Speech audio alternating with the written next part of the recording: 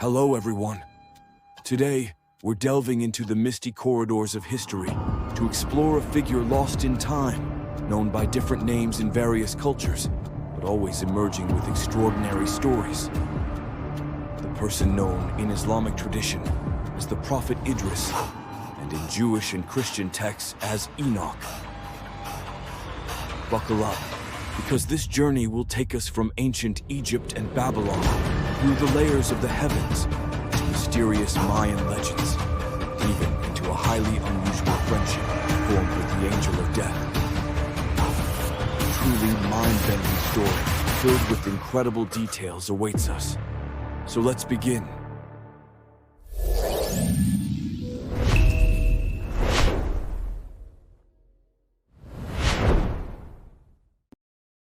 According to Islamic sources, Idris is identified as the great-grandfather of Noah, placing him right at the dawn of human history, almost where legends begin. He is considered one of the 25 prophets mentioned by name in the Quran. There are differing accounts regarding precisely when he lived. Some suggest he lived while Adam, believed to be the first man, was still alive, while others date him to the era of the prophet Noah. Regardless of the period, he stands out in Islamic belief as a figure considered wise, pious, and believed to have received divine messages from a young age. An interesting side note might be relevant here. Islamic theology holds that all prophets, from Adam to Muhammad, essentially brought the same core message: submission to God. Therefore, Idris is seen as a link in this chain, just like Adam or Solomon. In Islamic tradition, Idris is described as having profound knowledge of astronomy and the movements of the stars, studying the heavens to understand the universe and creation. He is mentioned in 2 places in the Quran. In one it says, "And mention Idris in the book, for he was a truthful prophet, and we raised him to a high station." In another, he is mentioned alongside Ishmael and Dul-Kifl as being among the patient and included in God's mercy, stating, "They were among the righteous." Among the characteristics attributed to Idris are many firsts. He is said to have been the first person to write with a pen. Even more intriguingly, he is believed to be the first human to sew clothes using a needle and wear them. Considering that people before him supposedly made do with animal skins or simple coverings, this signifies a revolution akin to the invention of textiles. It's also related in traditions that he was the first to make weapons, the first to use weights and measures, and even the first person to systematically study the stars and conduct astronomical work. However, what I'm about to tell you now will make these firsts seem like just an introduction. Idris, believed to have been born in Egypt, is said to have undertaken various journeys to spread God's message. It was during one of these journeys that one of the strangest and most fascinating events supposedly occurred. The story unfolds like this. The Angel of Death in Islamic belief, known as Azrael, apparently felt a special love and respect for Idris. One day, he disguised himself as a human, approached Idris, and expressed a desire to be his friend. Idris, of course, didn't know who he was facing. His initial reaction to this stranger was, "You wouldn't be able to endure being friends with me." Azrael replied, "Don't worry, God will grant me the strength for it." Idris agreed, and they set off together. Strange events occur on their journey. When they see a shepherd's flock, the stranger disguised as Azrael suggests, "Let's take one of those kids and make dinner." Idris immediately objects, "Never. We cannot touch what isn't ours. Don't worry. When evening comes, God will provide for us." Indeed, the story tells that food descended from the heavens that evening. Idris shares his meal with his companion, but Azrael refuses, saying, "I'm not hungry." A similar situation occurs near a vineyard. Azrael suggests picking some grapes. Idris again refuses out of honesty, and again, food arrives divinely in the evening. Azrael again refrains from eating. Idris starts to grow suspicious of his travel companion, who never gets hungry, never sleeps, and is constantly in a state of worship. He even begins to feel his own devotion is inadequate compared to his friends. Eventually, he can't hold back and asks, and the stranger reveals his identity. "You are right. I am not one of the sons of Adam. I am Azrael, the angel of death." Idris is in shock. "Are you here to take my soul?" he asks. Azrael replies, "No, I just wanted to be your friend because I love you. If I had come to take your soul, I wouldn't have waited." To Idris's question, "But you've been with me all these days. I haven't seen you take anyone's life." Azrael's answer is even more startling. "Yes, I was always with you, but during this time, whoever was commanded to die, I fulfilled my duty without you noticing. The entire world from east to west is like a table spread before me." From this point, the story takes an even more fantastical turn. Idris, telling Azrael that since they are friends, asks for some favors. Idris expresses curiosity about death and asks for his soul to be taken and then returned after experiencing it. Azrael, after obtaining permission from God, does this. When Idris recovers, he states that death is a much harder experience than described. This time, Idris wants to see hell. Azrael takes him to the gates of hell, explains the situation to the guardian angels, and arranges for Idris to see inside through a small opening.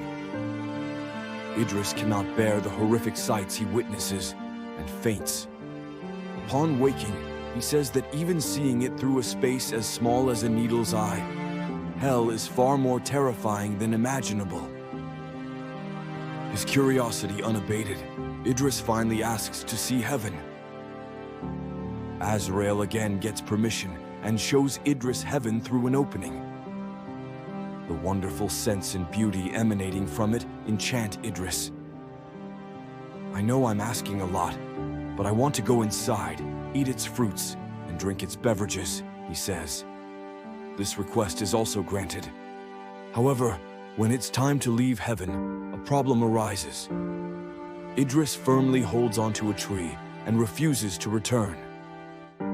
When Azrael exclaims in astonishment, "But this can't be!" Idris presents a logical defense based on verses from the Quran. God said, "Every soul shall taste death. I have tasted it.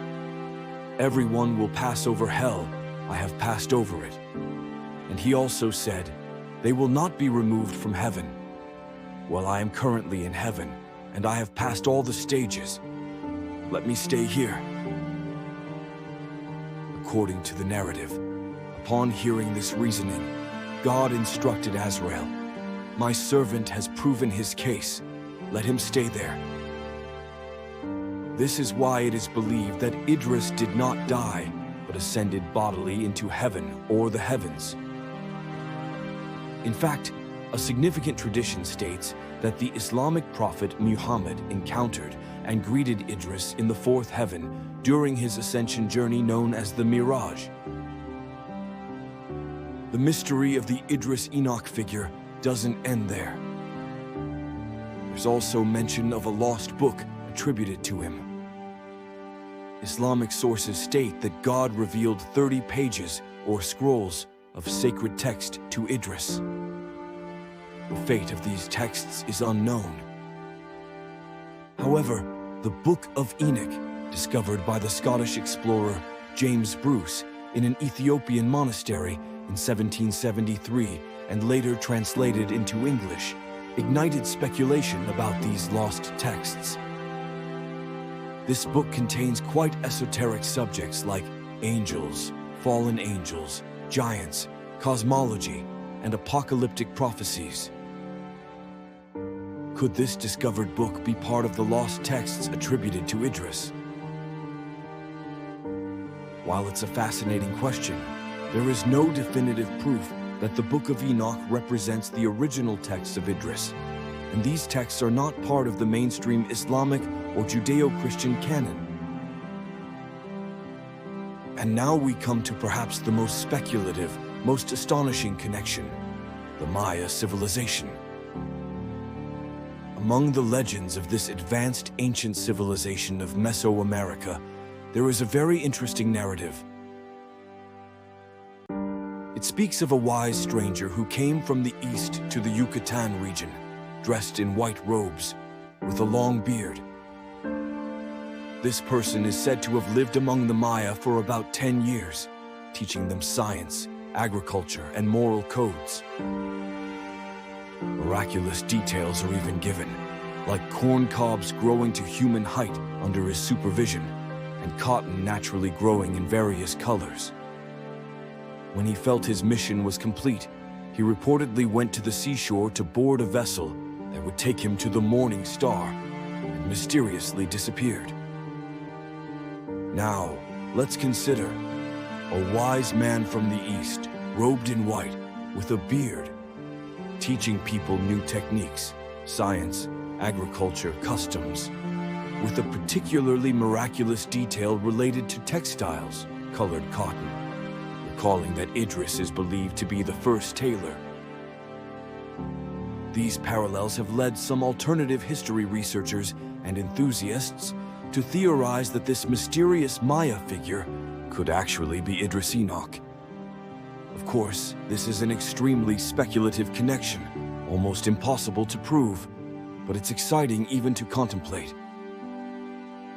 In conclusion, what we have here is an incredibly enigmatic and multi-layered figure whose origins stretch back to the earliest periods of history, leaving traces in different belief systems like Islam, Judaism, Christianity, and perhaps even in the legends of the American continent. Idris, or Enoch. This character, mentioned in the Quran as being raised to a high station, credited with initiating writing with a pen and sewing, studying the stars, forming an extraordinary relationship with the angel of death, and ascending to heaven, is truly a figure worth discussing and pondering. So, what do you think about these narratives? What does the figure of Idris Enoch signify to you? What are your thoughts specifically on the Maya connection theory? It would be great if you shared your opinions in the comments section. If you enjoy these kinds of mysterious, historical, and mythological topics, don't forget to like the video and subscribe to the channel. See you in the next adventure. Take care.